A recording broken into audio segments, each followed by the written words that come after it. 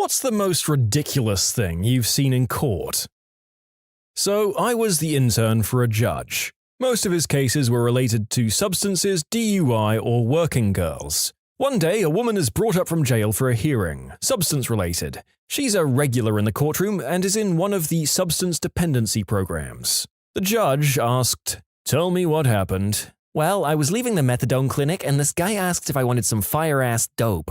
He asked what? "If I wanted some fire-ass dope."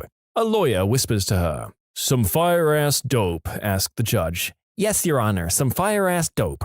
From here it turned into something very comparable to the Super Troopers' littering and moment, while we all tried to avoid laughing. Skipping ahead, I take it you used it and that's why you're here. "I did, and it was damn good."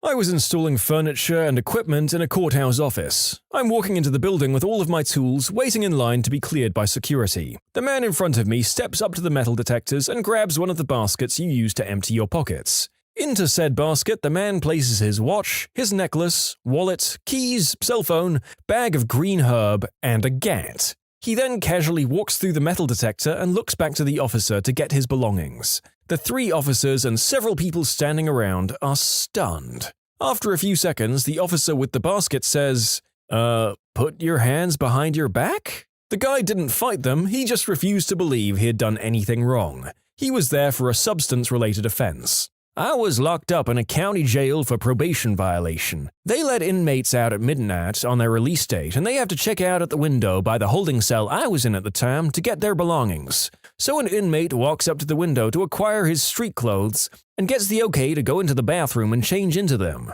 Naturally comes back to the window to sign his paperwork and be on his way. Nope, he digs into his pocket and a joint falls onto the ground. A deputy was called in, patted him down, and put him in handcuffs and took him away. These are the same deputies who missed my car keys in my pocket when patting me down a day prior. I could only imagine how that guy must have felt. I'm a legal secretary. I used to assist attorneys who practice juvenile dependency. We were funded by the county to defend indigent parents whose children were removed by CPS. A mother came to court with a tattoo, "Frick the CPS," on her neck. A client, the defendant's father, was on the witness stand being questioned. The attorney asked, "How much green herb do you use currently?" And the client replied, "Well, not as much as I'd like." Cue facepalm. Well, you could very loosely interpret that answer as still being none, but yeah, it's not a very helpful statement. Apparently cases involving CPS are a hotbed for strange behavior, as a few more experienced people have written in. It's never a dull moment. I had a coworker whose client declared to a judge that she didn't see an issue with her husband driving drunk with the kids, because when he was sober, his driving was terrifying, but when drunk, his driving was better than her own. To which the judge ordered her to take a UA, and last I heard, she was positive for a whole lot of substances ending in etamine. I have a friend that does volunteer work that lets her sit in on a lot of CPS-related court cases. She said the best one was when a birth mother, who got her daughter taken away due to her being a smack addict, argued that she was a better fit than the woman hoping to adopt the girl because, "I breastfed her for 18 months, and I read an article that says kids bond with their mother when they're breastfed."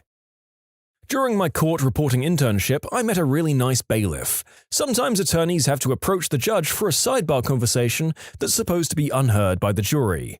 But because court is boring, attorneys having secret whisper arguments with a judge seems fascinating to a jury. This bailiff would distract them by playing Marvin Gaye on his phone and dancing around like a Motown backup singer. The guy loved his job and went above and beyond his duties. In a case where someone was robbed by 2 guys, the judge asked the victim if those 2 guys were in the courtroom. Before the victim could answer, those morons lifted their hands, as in, "Hey, we're here!" An undressed man taking off with a city bus getting charged for Grand Theft Auto. As GTA requires some element of intent to profit, this was transparently ridiculous and got taken off the charge. Florida man? After her 3rd DUI, my elderly and disabled neighbor was being let off with a suspended license and a hefty fine. Thinking she could do better, she attempted to negotiate, loudly and aggressively, with the judge, using her infinite wisdom of prime television law shows. She walked out with jail time.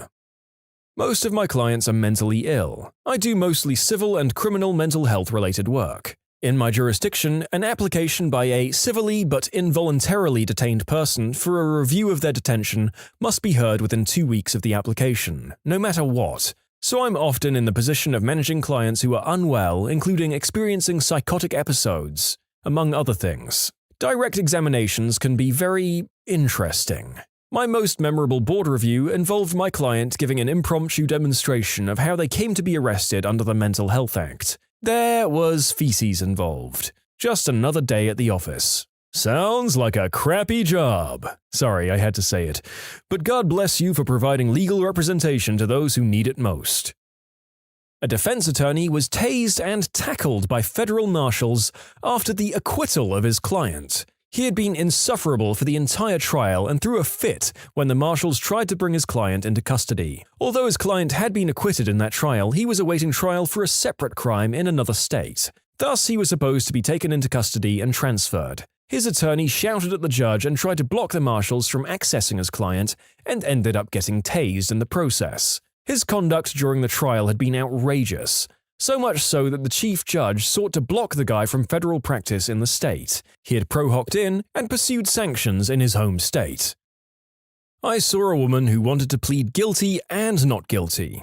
When asked by the judge, she explained that she did turn left in front of the other car and failed to yield, but she didn't mean to hit anyone, so she was guilty and not guilty. In the matter of the state versus the woman on the plead guilty and not guilty, we the jury find the defendant no. Schrodinger's mom. I was there to contest a $250 ticket, which was issued in error when the cop ticketed everyone in one lot for parking illegally on private property. Mine was the only car actually allowed to be there. So the guy who went up before me had been ticketed for parking illegally in front of a handicap-only meter, which has a red top in DC. He had brought pictures to show that there were no signs near where he had parked to indicate that red top meters are exclusively for handicap use. He lived in Maryland, he said, and was not aware of that DC law. Since there were no signs, he argued that he couldn't have known. From what the judge was saying, it seemed like he was about to excuse the ticket, when the guy, I can only guess thinking that this would somehow help him, threw in that he was in the Maryland Police Department, and as such, he was a very upstanding citizen who would never break the law knowingly. The judge immediately ordered him to pay the full ticket amount and advised that since he was a DC cop, he should probably make sure to familiarize himself with the laws he was supposed to enforce. I wonder if anyone's ever accidentally discharged a weapon in a civilian space, and then tried to get off the charges by saying, "It's okay, I'm in the army and it was a mistake this time." Same energy.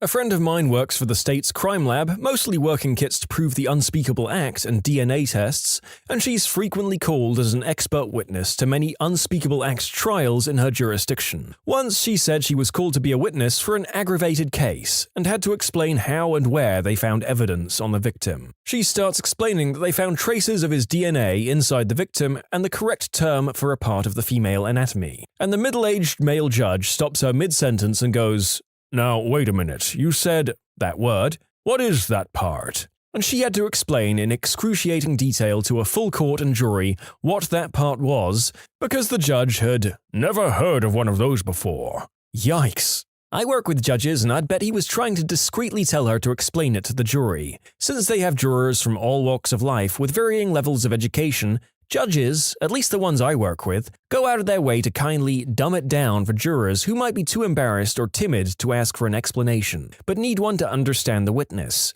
Self-depreciation is a good way to do that. To add to this exact same question would be the next one out of any experienced lawyer's mouth as well. Never underestimate the jury's ability to misunderstand testimony. Somebody in that box would have heard Volvo and thought the splooge was found in the girl's car. Lawyer here. Female client shows up for court to be sentenced to probation on a minor charge, green herb or shoplifting, I can't remember, wearing what looks like a one-piece, bright yellow bathing suit with flip-flops and a yellow fishnet wrap over the bathing suit. I held my breath when the case was called. The judge did the sentencing and then, "And next time, don't show up for court looking like you're going to the beach." The client, deadpan as if confused, said, "But I am going to the beach." Did he then say, "No, we said you're appearing before the bench"?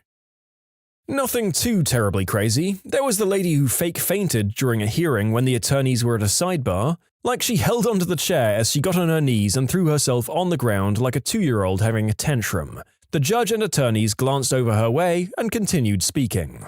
Then there was the time I told my client we would lose about 11 billion times, but she still insisted on going to trial. And shocker, we lost. So when I took the group around the corner to tell them the news, she started sobbing and slid down the wall all dramatic, while her new guy threatened to beat up the other party. At a restraining order hearing, some guy decided it would be a good idea to threaten to kill his wife in the hallway. My client heard about it and told me. I told the bailiff and left. Apparently the bailiff told the judge. The guy was immediately handcuffed and thrown in a holding cell, and I was called back to court about it. Apparently he didn't really mean to threaten to kill her. All that bravado went away real quick once steel cuffs hit his wrist. The first appearance in criminal court, the bailiff missed the wooden block while using the gavel, and shattered the glass covering the tabletop. We had to stop the hearings and used file folders to sweep up all of these chunks of glass before a defendant cut themselves or smuggled some glass into the jail. That bailiff was teased about breaking the glass for years. And another story I heard but didn't witness, a criminal hearing. The victim's father jumps across the barrier to attack the defendant. Bailiff jumps in and the judge can't see what's happening, so he pulls out his personal piece. All attention immediately goes toward the bench, with the judge standing there packing heat. I believe bailiffs took the judge's gat and got control over the father and defendant. Unsurprisingly, someone ran against the judge in the next election and won. Most other people just say ridiculous things rather than doing ridiculous things. You can submit your own stories to be featured here on the channel. The story submission link is in the description below. And if you want to listen to some vibey music in the background, check out Easy Mode, also linked below, and subscribe. We represent what has to be a billionaire and his companies. He's like mid-80s.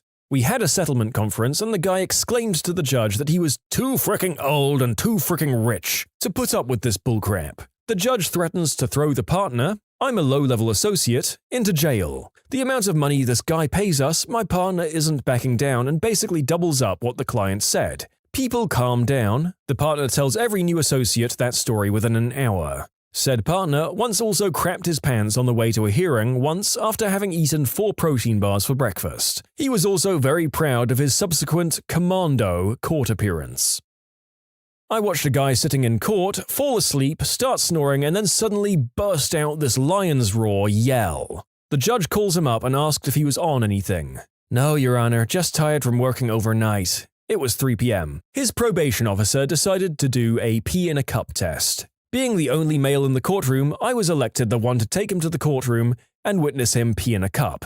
He tested positive for 2 to 3 things. He was sanctioned 5 nights in jail for lying to the judge and had to restart the program from the beginning. He was pretty close to being on the last step. Another time on revocation docket, we were sitting waiting on the jail defendants to be brought up. We were filling out some continuous motions and we hear this loud hiss and exhale. The lone guy in the galley had decided to take the biggest hit off his vape, right there in court. The judge was furious and ordered him up to the bench. He started crying, stating it went off in his hand. The vape cloud was the full length of the 15-foot bench. He went to jail for contempt. We're not sure what he was there for in the first place, though. Covering a trial for a local radio station. Man was being tried for murder. The victim had faked his own death 2 years earlier and had been hiding in the woods since. So essentially killed a person already thought to be dead. Highlight of the trial was when the Commonwealth attorney asked the defendant how the victim ended up being stabbed. The defendant said, "He was drunk and fell on my knife." The attorney asked, "How drunk do you have to be to fall on a knife 17 times?" Was this the inspiration for the cell block tango in the musical Chicago? Or had the guy been listening to show tunes on the way to court and got unknowingly inspired? I was a witness for the prosecution in a case where the defense attorney was probably doing his first jury trial. He kept doing crazy TV lawyer stuff. Multiple times when he asked me a question, he yelled, "Are you aware you're under oath?" He did the same thing when my wife testified. They had to clear the courtroom at least 4 times for the judge to yell at him. The guy actually did it, but his lawyer was so incompetent he just didn't have a chance. I talked to him years later. He was getting an outside lawyer to appeal the conviction. It was a court-martial, so good luck with that. Not a lawyer. My grandma threatened, while inside the courtroom, to sue her lawyer for misrepresentation. Then she stormed out after not getting the result she wanted. She's a bit kooky. I was a juror. There was a horrible expert witness testifying for the defense on a murder trial. Everything he said was objected to and sustained.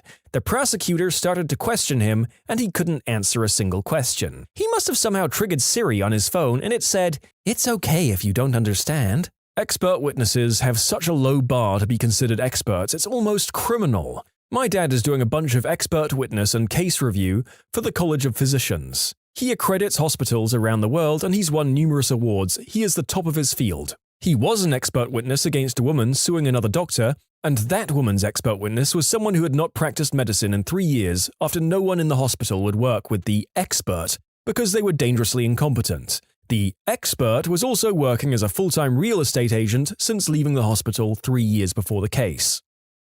Back when I first started, I was in court with my father-in-law, also an attorney, and he was arguing with the judge and took issue with something the judge had said, by saying, "That sounds like something a Yale man would say." The judge asked, "How did you know I went to Yale?" "I saw your ring when you were picking your nose." Yeah, it's good to practice with a bunch of old country lawyers. Just today, I got in a heated argument in court with opposing counsel, and we both had pretty raised voices and her client started to cry. So the opposing counsel said, "No, it's okay, this is just how we argue, we still love each other," and came over and gave me a hug. The judge didn't say a word. Another time I was arguing that a guy should not get probation because he was refusing to take random substance screenings. He explained that he wasn't refusing, he just thought we were wasting our efforts because he'd just admit he smoked green herb all the time. Then there was the criminal defendant who came to court wearing a hoodie that said, "I came to F crap up," and the lady who pulled into the courthouse parking lot beside the sheriff's department in front of the K9 officer who was standing with his dog in the next parking space with a veritable pharmacopoeia in her car. The amount of people I've seen show up to court in pajamas and other ridiculous outfits is astounding. I had a friend who worked in family court during law school and she reported a guy showing up to a child support hearing wearing a shirt with dollar signs and money all over it, claiming he couldn't afford anything. Similarly, my client wore a fur coat to a garnishment hearing. She didn't have money, but she did have ratty old fur. I was an intern working for an attorney, family law. Annoyingly nasty divorce. Leaving the courtroom, opposing party leaves first and we hold back a bit before leaving. Standard operating procedure. We go down the stairs and around the corner towards the exit, and what do you know, it's the disgruntled former husband with a barrage of colourful insults, and he's cranked the volume knob to about 12 out of 10. Enter me, about 6 foot, 175 pounds, clearly working for an attorney and in notably better shape than him. Confident he wouldn't try anything as there are cops everywhere, and one approaching to investigate the disturbance. I feel emboldened and step between my client and the opposing party and begin to say, "Hey, calm down now, man. Now is not the time," or "Mother fricker punched me in the gut." I was not expecting that crap. I doubled over immediately. He got tackled by the nearest officer, cuffed and dragged away presumably to the jail next door. The partner is clearly trying to contain her laughter and our client is on one knee asking if I'm okay. Meanwhile, I'm dying of embarrassment and trying not to vomit up my breakfast. Heard this from a co-worker who was sometimes in the courtroom. I can't remember what the original offense was to bring the defendant to court, but the guy was really immature and a complete butthole. Wait for it. If there was a moment where the judge wasn't looking, he'd turn to his family in the gallery and smirk at them, just being a complete pain and belligerent all through the trial. Flipped off the judge at one point. The judge said something he didn't like, so he turned around, dropped trow in the middle of the trial, and spread his butt cheeks apart. The judge got a full view of this guy's butthole and ball bag. He and his family all had the audacity to gasp and heckle when contempt of court got added to the docket.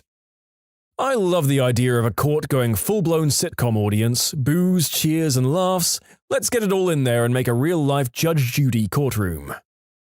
I'm a family law attorney, so I see a lot of people at their worst, but one case was absolutely disgusting. I originally started out taking some pro bono cases, where the courts specifically linked attorneys up with people with disabilities who could not afford attorneys. Generally, these people were very nice, and I enjoyed working with them to get them the help they needed. But this woman, she was one complete piece of garbage. I didn't generally get much information prior to meeting with these clients, and so I went into most initial meetings blind. When I walked into the room, I was initially confused, because the woman didn't look like she applied to the program. She had the Michael Kors purse, an Apple Watch, and a Burberry trench coat. Keep in mind that one of the major factors for getting my help was intransigence. I got some information after the case that she continually used a significantly minor disability to get free legal aid to, in essence, harass her ex-husband. We began talking and she told me about how her ex was mistreating her children. I listened to her story and it actually made a lot of sense. Her son, who was nearly 18, actually left her ex's home to come live with her, and her daughter had made a 911 call, which I read the transcript of. So I looked at the file and was a little confused to see that this woman had lost all visitation rights to both her kids. This was a big deal because it almost never happens. Even substance-addled parents generally get supervised visitation. She had nothing. When I asked what happened, she told me that the judge was corrupt. I knew the judge well, so I told her that I didn't believe that was the case. She then proceeded to regale me with information about how the judge was in a secret lesbian relationship with her ex's now wife. Once that was out, it was all she ever talked about. She had pieces written online about it, and she actively told me time after time that she could prove it. She talked about it more than she talked about her kids. Fast forward a couple of weeks before the hearing, and I get a stack of printed text messages from the opposing attorney with hundreds, if not thousands of texts between her and the daughter she was to have absolutely no contact with by court order. The texts went from bad to worse. The daughter was 8th grade or so, and it was clear that the mum was manipulating the daughter to skip school and have secret rendezvous where the mother would buy her expensive clothing. So that was definitely a major strike against her, and was most likely enough to deny any request she was seeking. But there was so much more, including racial slurs, bigoted generalities, and constant coaching to leave her ex's care. The worst, though, was a text chain where the daughter actually called her stepmom a rug muncher, which clearly indicated her mum had been feeding her the secret lesbian relationship ideals. The daughter had said that the dad was drunk, and the mum replied something vague about how the stepmom wasn't getting any that night with her dad being drunk. The daughter asked what she meant, and the mum, to her 8th grade daughter, replied, "Broke wiener." We lost well before the hearing happened. At the hearing, the judge, different from the one the mum hated, did what every reasonable judge would do and denied the request. At which point, the mother stood up and started yelling in front of a full courtroom that everyone there was in on the lesbo bonanza. She was held in contempt and ordered to pay a fee for every day the other child wasn't returned to the father's care. She said that she didn't give a flying frick and she would just pay the fee. At this point, the judge said, "Well, if that's the case, I will annotate the file to inform court admin that you should be able to pay for your own attorney going forward." I lost the hearing, but damn did that loss feel good. When you subscribe, make sure to hit the bell to turn on notifications. Put the playlist on in the background to finish listening to all the stories, or if you want some vibey music to put on in the background, check out Easy Mode. If you like Am I the Genius, give Am I the Jerk a shot. Everything linked in the description.